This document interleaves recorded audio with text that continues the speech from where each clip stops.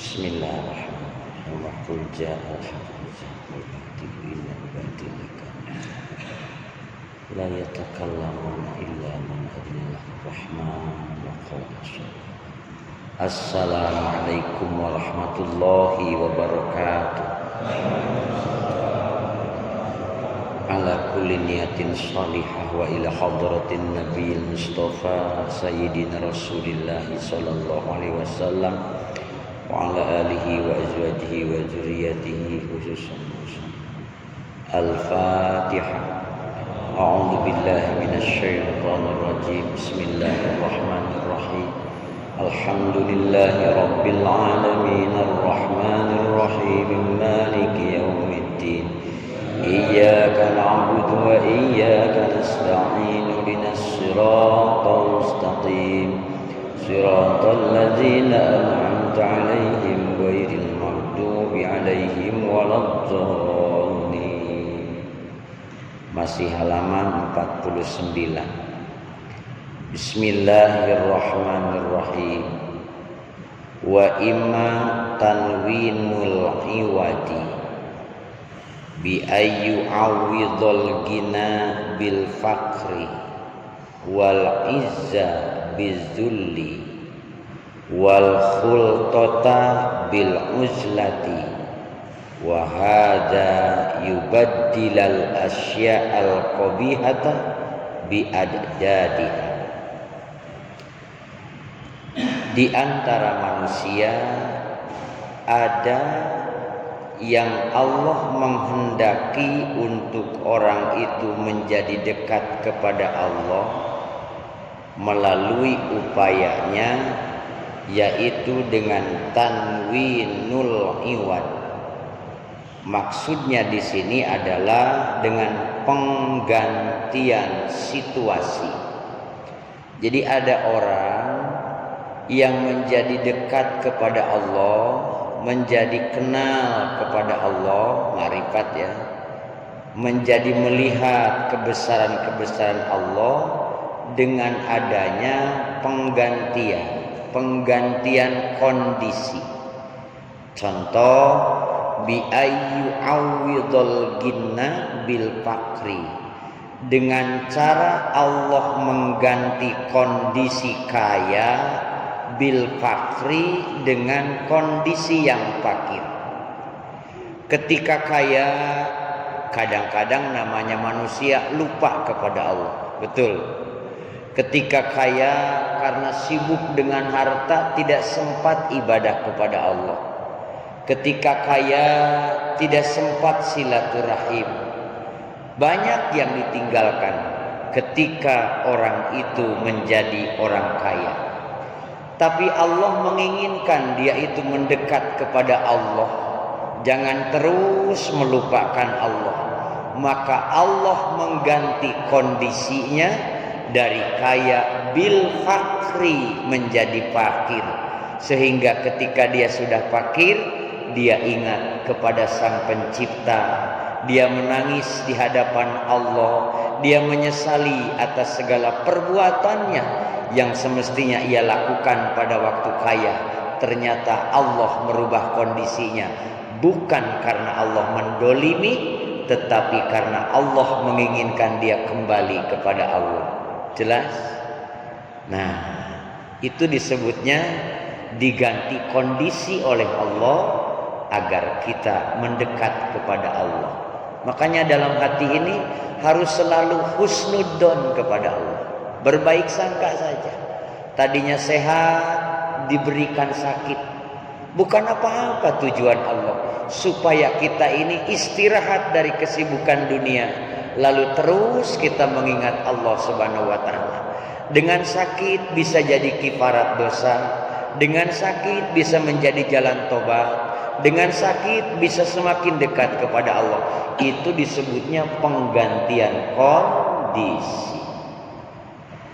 Wal izzah bidzulli, atau juga Allah gantikan kemuliaan dengan kehinaan.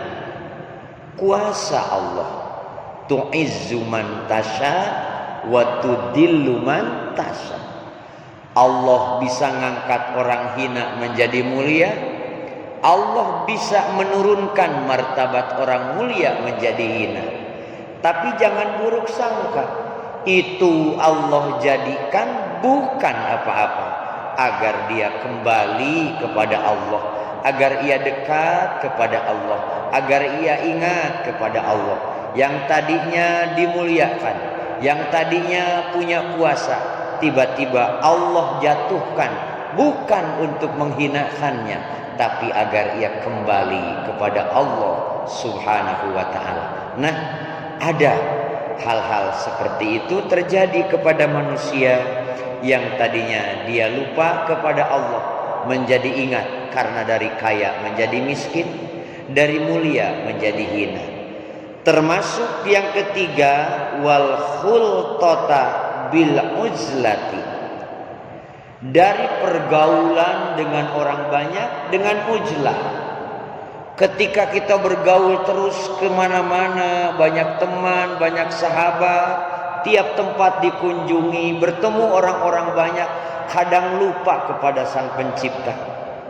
Karena dengan kesibukan, dengan kebahagiaan, dengan aktivitas, dengan komunikasi dengan sesama manusia, terkadang lupa kepada Allah. Setelah itu Allah kucilkan kita, sehingga orang seakan tidak mengenal kita. Di setiap rumah orang-orang melupakan kita, teman-teman mengasingkan kita. Bukan teman kita yang jahat, tapi Allah punya niat baik, Allah punya maksud yang baik, agar yang tadinya kita lupa kepada Allah menjadi kembali mengingat Allah Subhanahu wa ta'ala. Wahakada, dan begitu pula Allah menukar, yubaddilal asya'a, Allah menukar segala hal, al-qabihata, yang buruk, bi'addadiha, dengan hal-hal yang baik. Segala hal yang tadinya buruk pada manusia diganti oleh Allah dengan hal yang baik. Kebalikan dari yang tadinya fakir dijadikan orang kaya, yang tadinya hina dijadikan orang mulia, yang tadinya dikucilkan orang jadi malah disukai orang. Artinya dibalikin oleh Allah, dari yang buruk menjadi baik. Itu pun supaya apa? Naik martabatnya, semakin dekat kepada Allah. Karena ketika kekayaan tambah, harus semakin hati-hati. Ketika kedudukan semakin naik, harus semakin hati-hati. Pernah disampaikan bahwa jatuh yang menyakitkan itu adalah dari tempat yang tinggi. Bukan hanya menyakitkan, melainkan bisa juga mematikan. Oleh karena itu, apabila Allah merubah sikap, merubah cara, merubah bentuk, merubah kondisi dari yang buruk menjadi baik, maka tidak sedikit orang yang menjadi dekat kepada Allah Subhanahu wa ta'ala. Selanjutnya, wa imma tanwinul muqabalati. Ada juga orang yang mengenal Allah itu dengan tanwinul muqabalah. Apa muqabalah? Muqabalah itu artinya adalah membandingi, perbandingan itu. Dengan perbandingan-perbandingan yang terjadi dalam kehidupannya, tidak sedikit orang yang menjadi makrifat. Karena itu kehendak Allah Subhanahu wa ta'ala. Fayuqabilu izzar rububiyati bidullil ubudiyati. Maka Allah mengimbangi kondisi ketuhanan dengan kondisi hinanya kehambaan pada makhluknya nih. Kalau takabur sifat Allah, maka kita harus tawadu, karena kita di hadapan Allah Subhanahu wa ta'ala. Nah, ini pengimbangan. Ada rububiyah, ada ubudiyah, ada sifat ketuhanan, ada sifat kehambaan. Maka tahaqqaq biwasfika, nyatakan diri dengan sifatmu. Sifat kita itu apa? Kehambaan. Bukan Tuhan kita ini, tapi hamba Allah. Nyatakan sifat kehambaan kita sebagai hamba yang menghambakan diri kepada Allah. Buktikan di hadapan Allah. Salat sebagai penghambaan, puasa sebagai penghambaan, dzikir sebagai penghambaan, baca Quran sebagai penghambaan, kerja sebagai penghambaan. Segala aktivitas yang baik itu adalah buktikan sebagai bentuk penghambaan kepada Allah Subhanahu wa taala. Disebutnya adalah dulil ubudiyah. Maka rasakan hinanya diri dalam menghamba kepada zat yang maha mulia, yakni Allah Subhanahu wa taala. Jangan lagi sholat hatinya petang-tang peteng-teng, ya kan? Padahal lagi menghamba ke hadapan yang maha mulia. Lagi baca Quran hatinya gagah-gagahan. Lagi wirid malah kayak orang gagah gitu. Tidak boleh. Justru harus tunjukkan kepada Allah kehinaan sebagai hamba Allah Subhanahu wa ta'ala. Apabila sudah bisa seperti itu menunjukkan sifat kehambaan kepada Allah, maka yamuddaka biwasfihi wa quwwatihi. Allah akan membantumu dengan sifat Allah yang maha penolong, wa quwwatihi, dan kekuatan Allah. Segala bentuk kesulitan kita, segala kegelisahan hati, hajat yang selalu jadi angan-angan dalam hati, jangan khawatir. Kalau kita sudah menjadi hamba yang betul-betul hamba, bakal dibantu, bakal ditolong oleh Allah Subhanahu wa ta'ala. Kalau boleh memberikan sebuah contoh, seorang hamba sahaya itu segala keperluannya dicukupi oleh majikannya, betul? Maka kita sebagai hamba tidak perlu mikirin gaji kita, tidak perlu mikirin upah alias ganjaran kita, karena semua jaminan itu sudah disiapkan oleh Allah Subhanahu wa ta'ala. Ketika seorang hamba betul-betul menghambakan dirinya kepada Allah dengan sepenuh hati, mengerahkan sekuat tenaga, maka jangan khawatir, Allah akan membantu. Itu yang disebut hasbunallah wa ni'mal wakil. Hasbi rabbi jalallah ma fi qalbi ghairullah Nur Muhammad sallallahu la ilaha illallah. Artinya cukup, yang mencukupi aku itu hanya Allah, bukan siapa-siapa. Tidak ada yang hadir di dalam hatiku selain Allah. Nur Nabi Muhammad, semoga keselamatan diberikan kepadanya. La ilaha illallah, tiada Tuhan selain Allah. Makanya ahli-ahli dzikir kalimat itu dijadikan apa? Dijadikan dzikir. Hasbi rabbi jalallah ma fi qalbi ghairallah Nur Muhammad sallallahu la ilaha illallah. Atau dalam istighosah ya, hasbunallah wa ni'mal wakil. Itu artinya yang mencukupi itu siapa? Allah Subhanahu wa ta'ala. Tahaqqaqa bi fakrika, nyatakan saja kefakiranmu kepada Allah. Tunjukkan bahwa engkau itu butuh kepada Allah. Jangan pura-pura tidak butuh. Tidak ada satu orang pun yang tidak butuh kepada Allah. Semuanya butuh kepada Allah. Fakir kepada Allah. Ingin sehat, Allah yang berikan sehat. Ingin harta, Allah yang memberikan, dan lain sebagainya.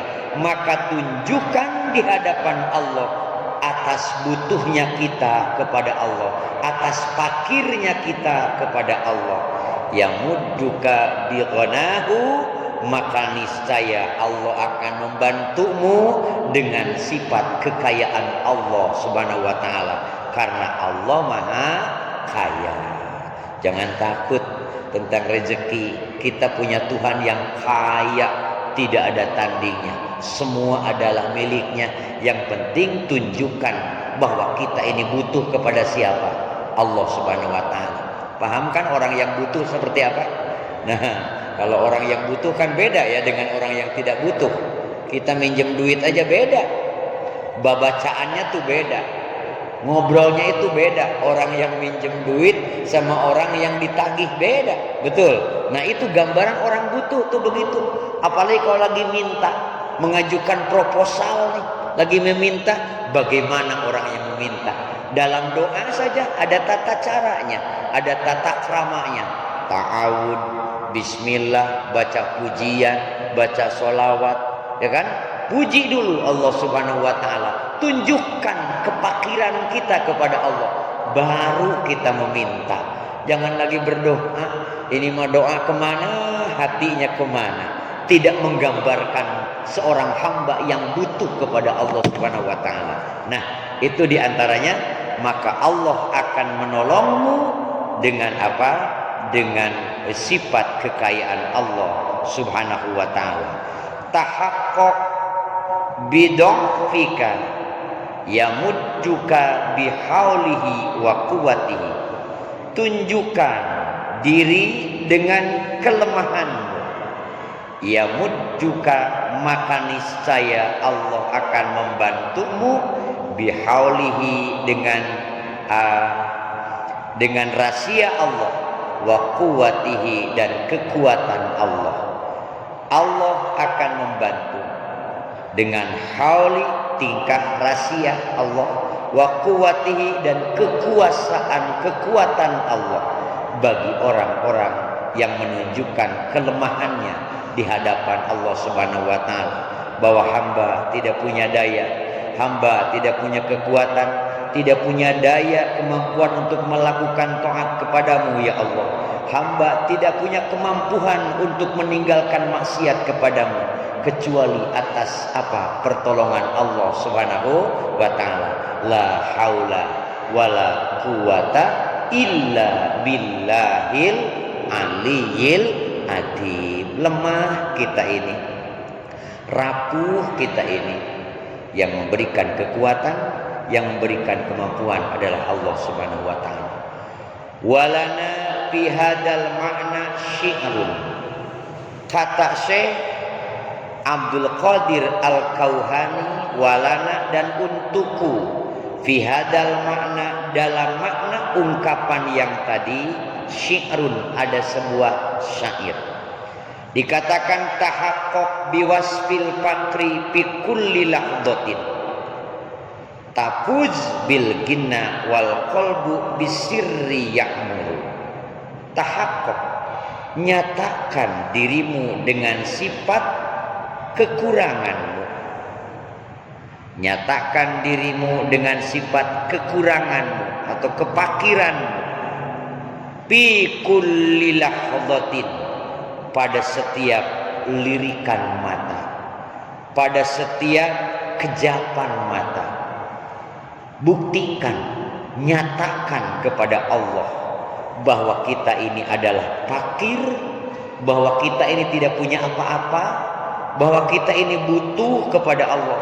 Itu bukan sewaktu-waktu, tetapi pada setiap lirikan mata, pada setiap kejapan mata. Maka tafuz bil ginna, maka kamu akan sukses bil ginna, dengan kekayaan. Wal qalbu, dan hati kamu akan merasa ramai. Bisirri, dalam kesendirian. Ya'muru, merasa ramai. Jadi orang yang menyatakan kepakirannya kepada Allah dalam setiap kedipan matanya, dia akan diberikan kesuksesan oleh Allah dengan kekayaan. Walaupun tidak kaya harta, tapi dia akan kaya hati. Wal qalbu bisiri ya'muru, dan hatinya dalam kesendirian ya'muru, akan merasa ramai. Artinya walaupun dia menyendiri, tidak akan merasa kesepian, karena hatinya akan ramai dengan musyahadah kepada Allah Subhanahu wa taala, menyaksikan keagungan Allah. Wa in turidna bastol mawahibu ajila, dan apabila engkau menghendaki ingin dilapangkan pemberian ajilan dengan segera, jika ingin segera diberikan oleh Allah dengan kelapangan rezeki, papipa kotiriyahul mawahibi tansuru, maka di dalam kemiskinan itu angin-angin pemberian itu berhembusan. Artinya di dalam kepakiran, di dalam ketiadaan, sesungguhnya di situ ada kegembiraan, ada pemberian yang luar biasa.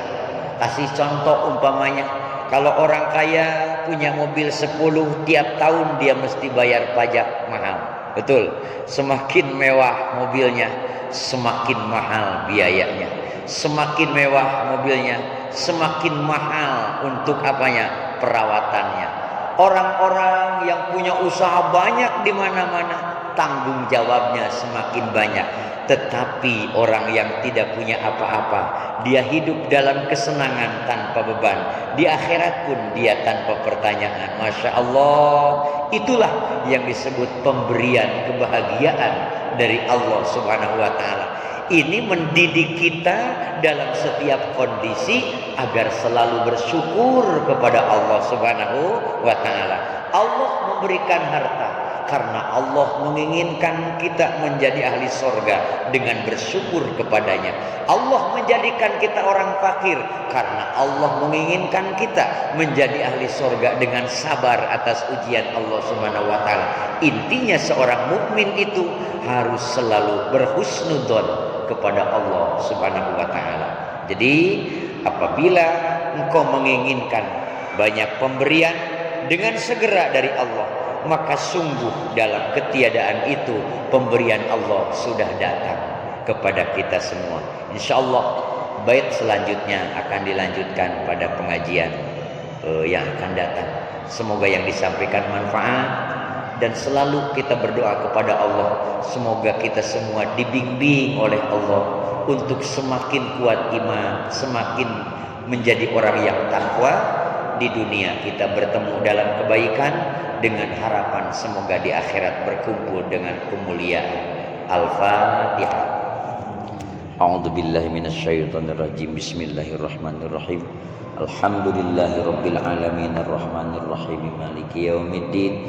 Iyyaka na'budu wa iyyaka nasta'in ihdinas siratal mustaqim siratal ladzina an'amta 'alaihim ghairil maghdubi 'alaihim waladdallin.